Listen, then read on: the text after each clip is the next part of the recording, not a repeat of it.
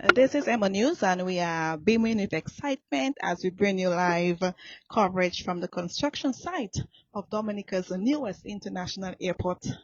A special thanks to Mr. Samuel Johnson for guiding us and giving us the tour. Are you all ready? I am excited, and I know you are as well.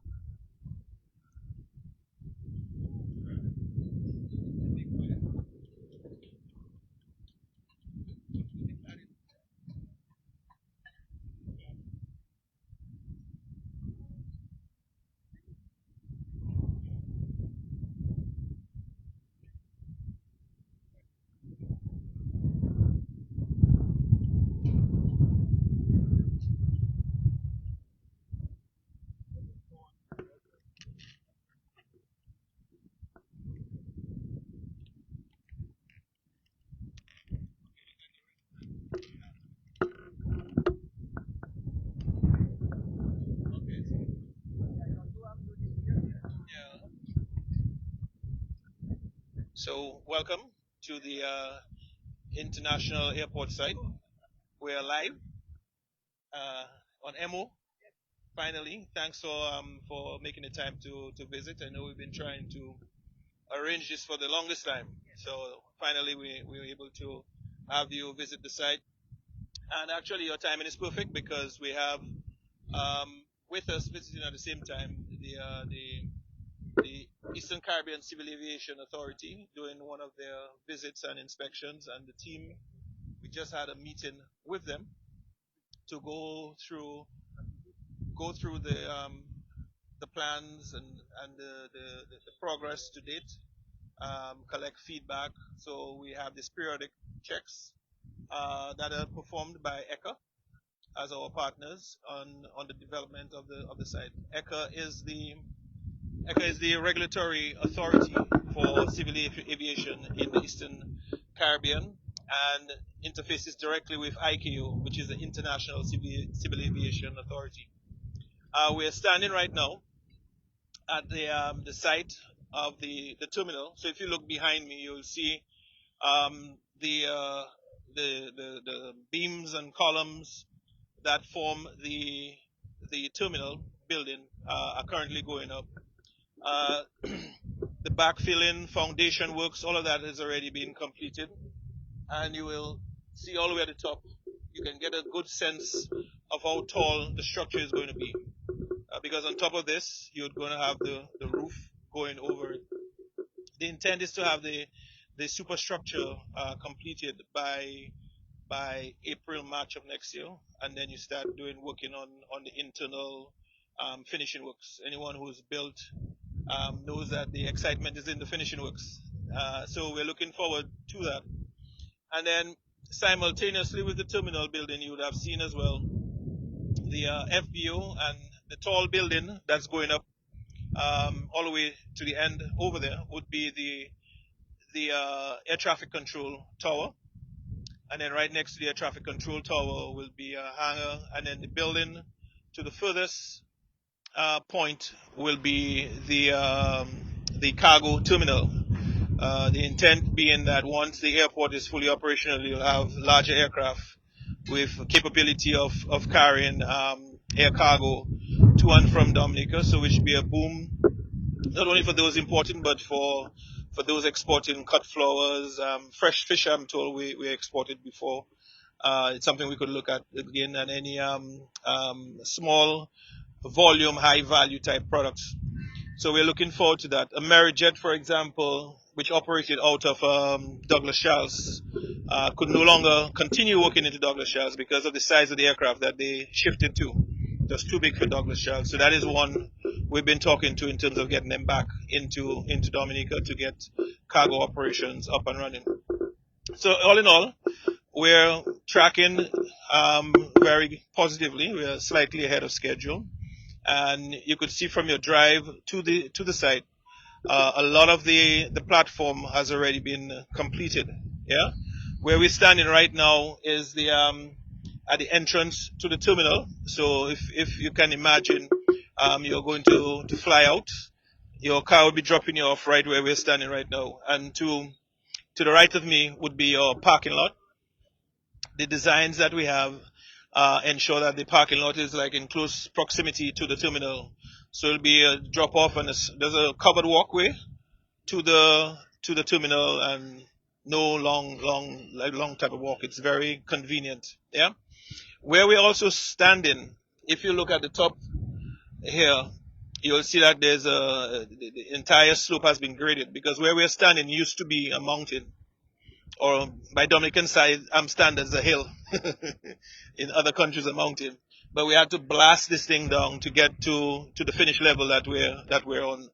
I mean, it was so tall we had to relocate. Um, Either Digicel or Flow had their telecommunications tower on it, so that had to be relocated to be able to blast and cut down to the side. So this is where we're at today. I don't know if you would want to have a chat with some of the other folks that are visiting. Yeah.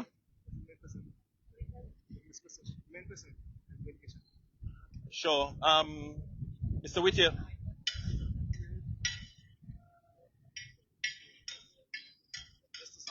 Yes. So this is Mr. Whittier, who is the Director General of the Eastern Caribbean Civil Aviation Authority. And Mr. Whittier, if you could just say a few words about your visit and what you've seen so far. Yeah, well, as I said, this is certainly a pride project for the Commonwealth of Dominica. We have had regular meetings with the team, the airport development company, the ministry officials, as well as the contractor, Chinese Railway. Um, what we do is we meet to look at the detailed designs, the various schematics and flows, and to advise on meeting the international standards. Um, because this is a new bill, we would expect, and as so far the Commonwealth is delivering on expectations, which is to build this to meet international standards. So that's our key role here, to advise on that and to ensure that when this is finished, it really meets international standards and exceeds international standards. So I would really like to state at the end of this project that there were no deviations, there were no shortcuts. Everything was done to meet international standards, and possibly this could be the first airport in the region that Dominica could say we met all international standards when it comes to building an international aerodrome. So we wish Dominica all the best in this endeavor, and of course we are here committed to the project and will ensure that we work side by side with all the stakeholders to ensure that that is delivered. So thank you very much. Excellent. Any question? No. We come periodically on invitation, but we try to make it when there's a significant stage achieved. All right. So when we came here originally, there would have been nothing on the site, just earth movements. So this is a significant change from before in terms of the expansion into the whole layout. Yes. Mm. All right. No problem. No problem.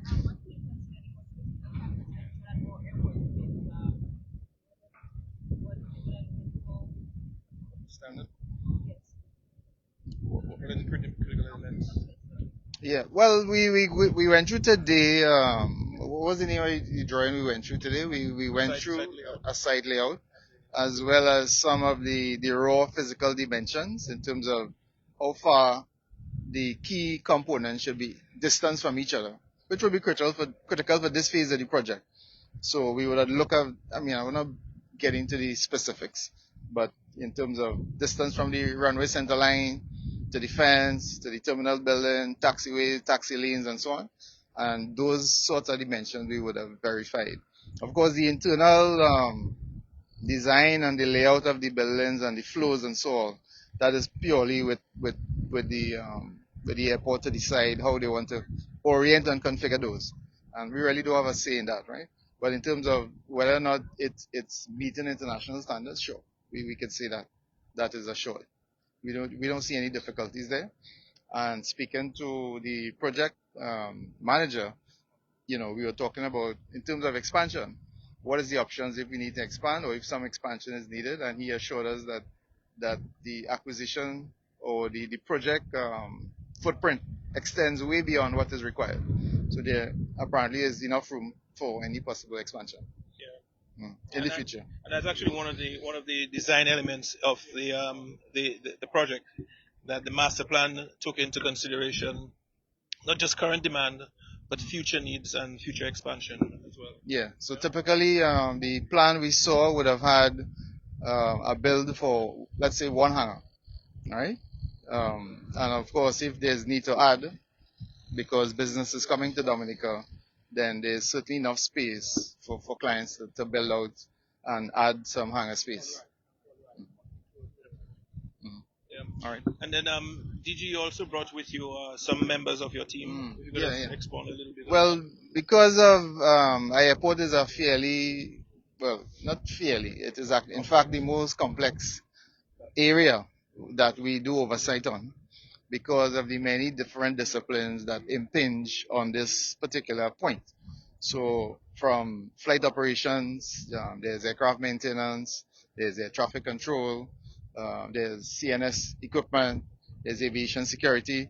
So we have a security inspector, aviation security inspector here, who would have looked at some of the intended passenger flows, some of the security aspects in terms of the separation of items, mixing of non-mixing of passengers, the perimeter and so on, the crush gates and all of that. Even to talk about some of the equipment that would be eventually installed in the airport for screening and so on.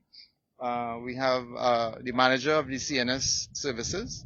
CNS is the communication, right, the navigation and the surveillance equipment that would guide the aircraft into a safe landing.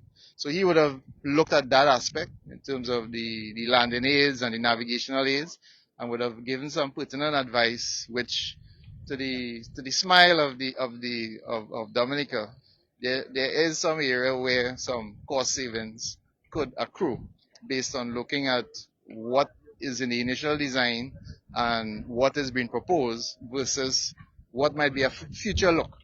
All right. There is development in the field of aviation on a constant basis, and therefore some of the equipment which would have been applicable even when I was in training no longer applies. Right. We have more space-based equipment, space-based navigation facilities. We're all familiar with GPS and so on.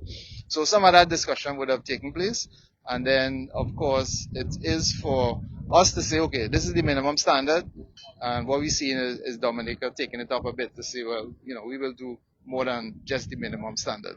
All right. So we had aviation security. I mentioned the CNS expert, and myself would be just to ensure that things are moving smooth. There's good coordination and cooperation, and of course to ensure that we are not directing the project. Right. This is being directed by Dominica to ensure that what is built here meets the needs of Dominica, right? So so far, as we can see, the progress seems to be moving along quite nicely. And then in a couple months' time, you will find we will make another site visit. All right, but the interaction is not only at the site visits. We do exchange documentations as necessary. If there are any changes or some detailed aspect that needs to be looked at and reviewed, we would exchange those communication. And again, we're based in Antigua, but we do have staff based here in Dominica, and they are available, of course, to Mr. Samuel and his team at any particular point in time. The assurance was given to me on the last visit. I did meet with the Honorable Prime Minister, and he did indicate his earnest and his interest for us to be close to this project, so much so that through the office of his permanent secretary, we would have arranged this particular visit, and we want to extend our gratitude to the office of the Prime Minister and the permanent secretary for facilitating the visits at any time, all right, to look at the project, to ensure that everything goes according to plan, and again meets the standards. So that's what it's all about. Perfect. Mm. Okay, so thanks a lot, Mr. Whittier. All right.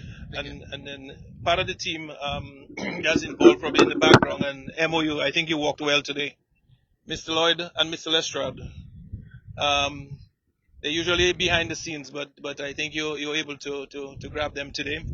Mr. Lloyd and Mr. Lestrade are the ones driving the land acquisition and everything related to the over 500 acres of land, and the over what 290 or 300 property owners, 316 property owners in total. So they would have interfaced directly with Mr. Lloyd and Mr. Lestrade, and they've dealt one on one and all the challenges, as you can imagine, in the acquisition process. So I don't know, Mr. Lloyd, Mr. Lestrade, if you could just give us a quick update as to where we are with that and how things have been progressing in general. Yeah. Okay, so in terms of the actual acquisition itself, like Mr. Johnson said, the government has acquired over 500 acres of land and from 300 and over 300 landowners. And we should well appreciate or imagine that if if we acquire from 300 landowners, you'd be dealing with actually maybe three times the amount, or at bare minimum two times the amount, because you find the parents, the children, the uncles, the aunts will be interfacing and so on. Um, so all in all, we have acquired all the lands that are required for the project. We're doing well in terms of where we at, in terms of our payments and so on. We have done well in terms of our payment, maybe paying over $40 million in terms of compensation for the lands that are acquired. So basically, that's where we are at now in terms of that aspect of the project, which is basically being controlled by myself and Mr. Lestrade with the help of the Lands and Survey Department. The government have set up a secretariat to deal with basically all matters pertaining to lands acquired, compensation, crop compensation related to the airport project. So in a nutshell, that's where we are at now in terms of acquisition and compensation. I don't think folks appreciate fully the amount that goes into the acquisition, because acquisition is not just point and acquire. It's a multi-phased approach in terms of acquisition, gazetting, negotiations, compensation, and then the final taking possession of the property. And Mr. Lloyd and Mr. Lestrade together have, in some instances, bent over backwards, actually in many instances, to ensure that this process has been able to go through to the point that we are at right now, because what you're looking at right now is many different landowners stitched together, even overlooking the Joe Burton development and the relocation and allocation of landowners to new houses, and even regularizing some of the agricultural land squatters and relocating. So all that happened through these guys here. Yeah. So, and they've done a fantastic job. Nothing goes without a challenge. If it were easy, it would have been done already. But they've been able to navigate some of those obstacles. Yeah. I don't know, Mr. Lestrade, any additional words on the process? Okay. Good. Excellent. We also have the benefit of having Mr. Benoit Badwell. Mr. Badwell, who is who wears many hats, figuratively and literally. Mr. Badwell is the chairman of the International Airport Development Company. He's chairman of DDA. He's the chairman of the Air Access, the Air Transportation Board. So Mr. B, we have the benefit of Mo. She's getting everything all at once, because we've been going back and forth for many months to have her on site. But I think she worked very well today. So I don't know, any thoughts as to the progress of the project and where we are and where we're heading. Well, what I can say is, as can be seen on the ground, we've made tremendous progress in terms of moving the project. And you can see that the terminal is well on its way, and several other components in terms of the infrastructure of the airport. And I dare say that, God permits with weather. In particular, we should be on stream for some time in 27 for delivery. So I want to say that to all of the listeners and viewers, that in fact a tremendous amount of work is being done here, and it is good that you can have a visual view of where we are now. And I would want to continue so that persons continue to monitor the progress. As you would have seen today, we have ECHA doing an audit in terms of figuring out how far we, and also whether in fact we are in compliance with some of the things that have been put in place. And so we had a meeting today to be able to ensure that those safeguards are there. And so this is the process. We're putting in the oversight in terms of ensuring that those things that are to be done are done in keeping with the standards and the recommendations from ICAO. And so we want to make sure that, as we move along, that we deliver a compliant airport at the end of the exercise. So I would say to all the viewers that we are in fact, bringing closer and closer the airport to reality, the international airport to reality. And we're not only waiting for the physical building and the runway. Samuel will also say to you that we are actually working on the air access things, routes to be able to encourage new airlines to come to Dominica when this airport is open. So we're in fact continuing to do that work as well and talking to several other airlines in relation to Dominica. So we are in fact doing a number of things at the same time to ensure that we can maximize the opportunity. Because this airport will provide tremendous opportunities for Dominica, not only in bringing in passengers, but also in helping us to export items and to be able to increase the economic business throughout the island in terms of the volume of persons and the volume of business that we can conduct. So it will also help the fisher folks because they will be able to export their fresh tuna to areas that they could not do so before, and it will help the farmers to bring fresh fruit to distant places in distant markets. So I want to encourage persons to continue to monitor the progress, and clearly we are well on our way to having an international airport. And Mr. B, are you confident that 2027 is not just Samuel Johnson, but it's a reality? No, I'm very confident. I'm very confident that we are going to have this airport, except we have something major happen in terms of natural issues. Um, but albeit, given all of what is happening now, the delivery date's 2027.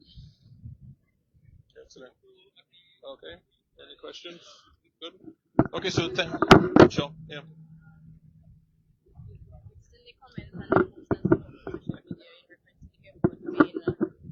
I'll repeat it. Yeah, so the question was in relation to comments about the airport negatively impacting the country. So my feedback to that really is this massive investment. Um, in everything in life, there is negative and positive. So the question is the positive going to outweigh the negative? And I mean, you could interview someone in primary school, not even high school, as to the importance of an airport in terms of connecting Dominica to the global economy, right? Yes, Douglas Charles, you've been able to get direct flights out of the United States, but what a lot of people don't know is those flights had to be with specialized equipment, specialized training, and not every airline is open to doing that, right? And more so, the aircraft that are being used for Douglas Charles is not the most economical as well. Because, for example, the United flight is 126 passengers. A regular 737 is 169 passengers with the same crew. So same two pilots, same air hostess. So you can do the math really quickly to see, well, which one becomes more cost advantageous. Similarly, the American Airlines aircraft is only 76 seats, right? So yes, it's progress, but what this will enable us to do is one, you heard Mr. B talk about the ability to export high value perishable cargo products, fish, for example, into new markets, cut flowers. So in terms of Ministry of Trade and new markets for exports, it opens us wide open. In terms of tourists, the IMF last report indicated that the average stay of a tourist in Dominica spends about $3,600, right? So you can quickly do the maths. If we were to get like 300,000 stayover visitors, that's over $1 billion just from stayover visitors alone. And that is at today's currency. We all admit that there is not a lot to spend money on in Dominica, but with more tourists, that average expenditure per stayover visitor will go up because there'll be more things to do, and more opportunities to spend in the country. So economically, I think it's a requirement. If you look at the neighboring islands that everybody points to regularly, what do they have that we don't have? Actually, I'd say we have more than they do, but the one differentiating factor is the ease of access to the destination. Because you bought a plane in Germany, you bought a plane in the UK, you bought a plane in New York. It's one up and one down. The destination must be prepared to receive that aircraft. So I think the positives definitely outweighs the negatives. Um, and in every step of development, there has to be change. I know Dominica, we like things to stay just as it is, but change is a must, and change for the good and for the better is something we need to ensure that we work towards. Yeah. I have three questions. What is the correlation between the Debauche project with the international airport? That is one. Number two, would you say that the people of Wesley benefited from this massive project? And how many locals are employed at this international airport? Okay. So I'll take the easy one first. In terms of locals, we've changed based on the phase of work. At its peak, I think we've been up to 300 locals working in various levels. So everything from site engineers, surveyors, when we're doing the initial laying out. Actually, at Debauche, which you mentioned, you have surveyors plotting out the lands. You have drivers, and I'm sure we can all differentiate between the Chinese truck drivers and the Dominican truck drivers on the road, because the Dominican truck drivers tend to be a little bit more confident, probably too much so. So at all levels, in the project, we've engaged Dominicans working with the contractor, working with the developer. Um, that was the last question. The first question, which is, well, I go with the second one, and I work back to the first one. Have the community of Wesley benefited? One of the first steps, and actually the first group to benefit from the airport, is the community of Wesley, because the over 300 property owners that were involved in the acquisition, primarily from this area. The whole Joe Burton development is to relocate property owners that were along the roadside to more resilient houses up in Joe Burton as part of the compensation package. So during that initial process, there was a large influx of cash and capital into the community. And that is something that is ongoing. When the airport is fully operational and functional, Wesley would become the front door, if you will, of Dominica to the world. Yeah, so there are benefits from the initial construction development stages, and longer term and lasting benefits from the operations, because as you can imagine, you will have a lot of people working at the airport, and then people might find it beneficial to move to Wesley, or Wesley individuals would be working directly at the airport. You'll have overnighters where flights are cancelled. They have to find a place to put them. You're not going to drive all the way back down to Roseau or all the way to Portsmouth. So there's those opportunities as well. First stop into Dominica, there's opportunities for Wesley folks to develop products and services that can attract people on the way in and on the way out. And then finally, which was your first question in terms of Debauche. Debauche is probably the third of three quarries that have been associated, or will be, because it's not a quarry as yet, that will be associated with the airport project. The quarry site is being used to identify the aggregate of the right material to crush and create the foundation for the runway. So people probably are not aware, but the runway is not just asphalt. There has to be almost like 20 inches of aggregate forming that bed, on top of which the asphalt is placed. Initially, we started crushing operations at Pegua, of which the ASIA and all of that, the studies were done. The operating hours, because we are trying to push this thing as quick as possible, we were initially operating 3 shifts at the crusher. Due to complaints from the surrounding area, our operating hours in Pegua was curtailed and restricted. So as you can imagine, less hours, less output. But the amount of material required remains the same. So you either extend the amount of time for the project, or you find another source. The Debosh site actually is a 7-acre site belonging to private owners, of which MMC the developer was able to contract directly with the private land owners. It is not in the national forest reserves because there are no private land owners in the national forest reserves, and the boundaries that are set aside for Debosh is worked in collaboratively with, you saw Mr. Lloyd, you saw Lands and Surveys, Forestry. They were all involved in terms of looking at the site. We actually had a site visit. All of the works that have gone on so far in Debosh, works that are intended as part of the mobilization process. Now, the mobilization process for some looks like operations.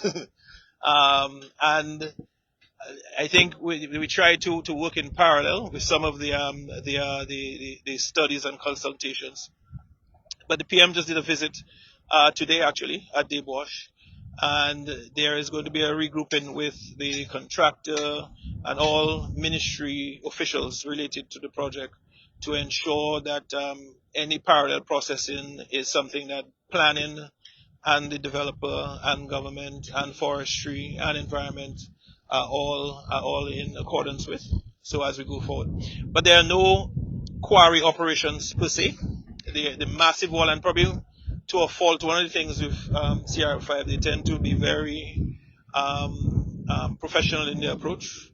So when they developed the quarry site, they didn't just clear land and drop equipment. They actually developed it, leveled it, put a wall, retaining wall, which made it look like it's a lot. But then the runoff and all of that, we want to ensure that the necessary pits are being used to trap as much of the siltation as possible, so it doesn't go downstream.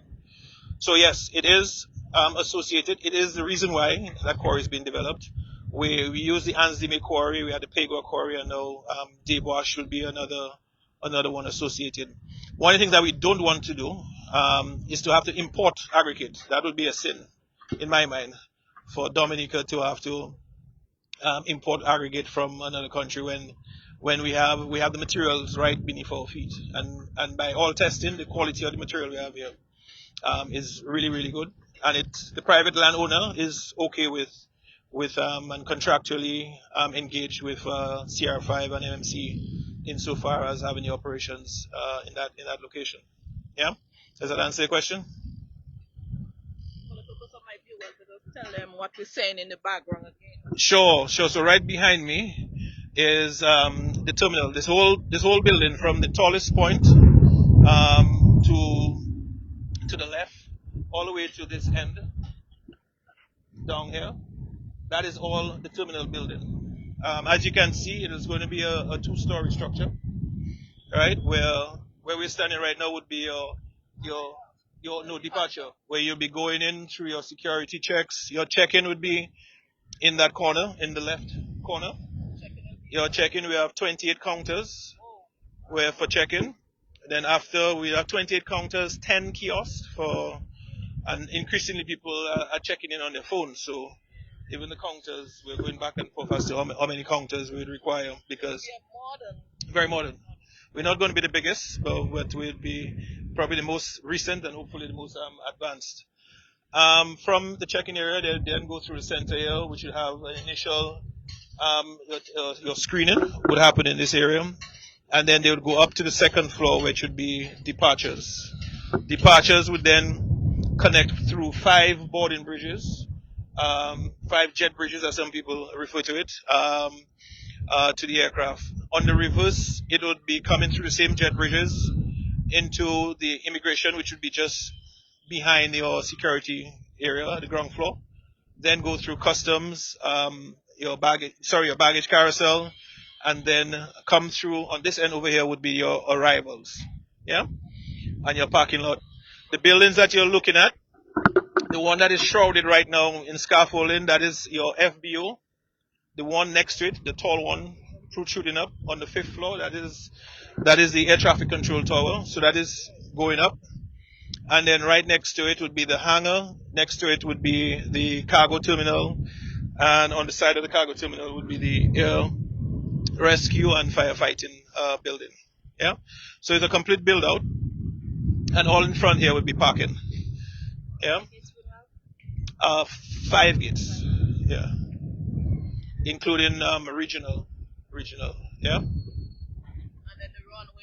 The runway would be, and I don't know, you probably get a picture. The runway would be coming from over Woodford Hill, going all the way down to Bottom Wesley. So on our way out, you can probably take a picture of it. Yeah? When you get to the other side.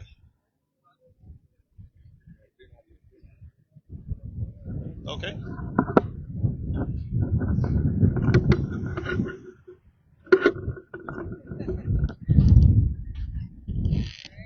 So, my dear viewers, you are seeing first-hand information from Emonews. This is your terminal building. I am excited, and I know you are excited as well. And there will be 2 floors at this terminal building, up and down, one for departure and one for arrival. A lot of work is going on right now. And as you heard, in 2027, they are hoping that this international airport will be made available to Dominica. So we want to commend the team. We want to say well done.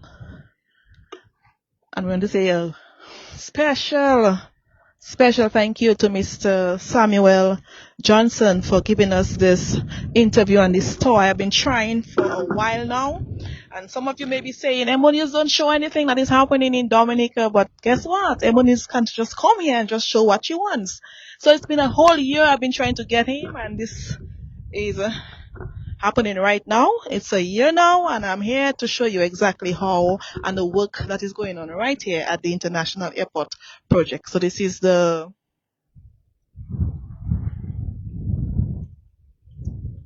more of the terminal building, the tower, and everything. So on behalf of Emonews, we say thank you all for viewing. We will come back to show you a view from the runway, but we are ending right now and we will be right back. Thank you all for viewing.